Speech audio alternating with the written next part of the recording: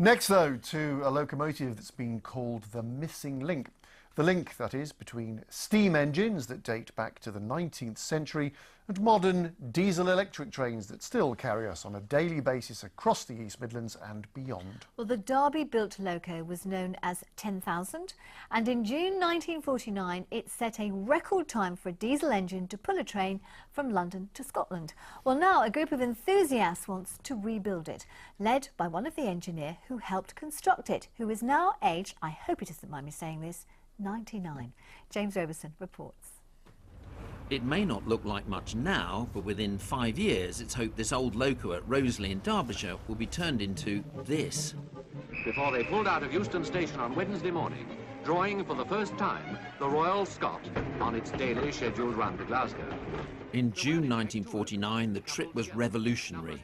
Two newfangled diesel-electric locos, 10,000 and 10,001, had been built at the LMS Loco Works in Derby over the previous 2 years. Then steam was still king.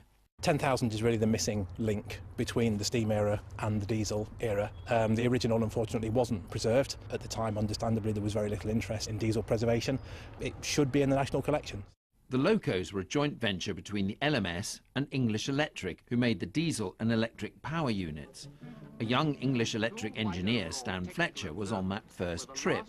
Now aged 99, he says for the record-breaking 1949 journey with diesel, not steam locos, there was little fuss. I was sorry that more wasn't made of it because I think it deserved to. The fact that he was hauling this terrific train and did it with no problem at all, really. The two pioneering diesels pulled trains until the 1960s, when they were then unceremoniously scrapped. I couldn't believe it. I really couldn't. I couldn't believe anything that is a one-off, that you would scrap it just like that. Now the plan's to use this old loco as a base to rebuild LMS 10,000. What they want out of this beast is this, the chassis. Everything above it will go and everything below the bogies will go. But this is the core of it, and on this they will build LMS 10,000 once again.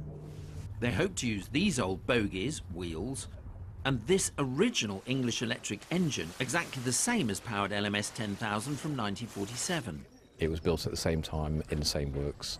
We were incredibly lucky. It makes the project feasible again. It's the core of the locomotive. Meeting Stan and talking to him, it makes the whole thing feel like it was a real engine that really existed. We have talked to him for quite a few hours now, and he has some fantastic stories. Fundraising's ongoing. It's going to cost a lot of money. We've raised a lot, we've spent a lot, we have all the key components, but there is still hundreds of thousands still to spend. They hope 10,000 will run again in 5 years. James Robertson, BBC East Midlands Today, Derbyshire. Brilliant. Fancy just scrapping something because it's getting old a bit. Fancy doing something like that, What a old and terrible thing. unloved. Humph.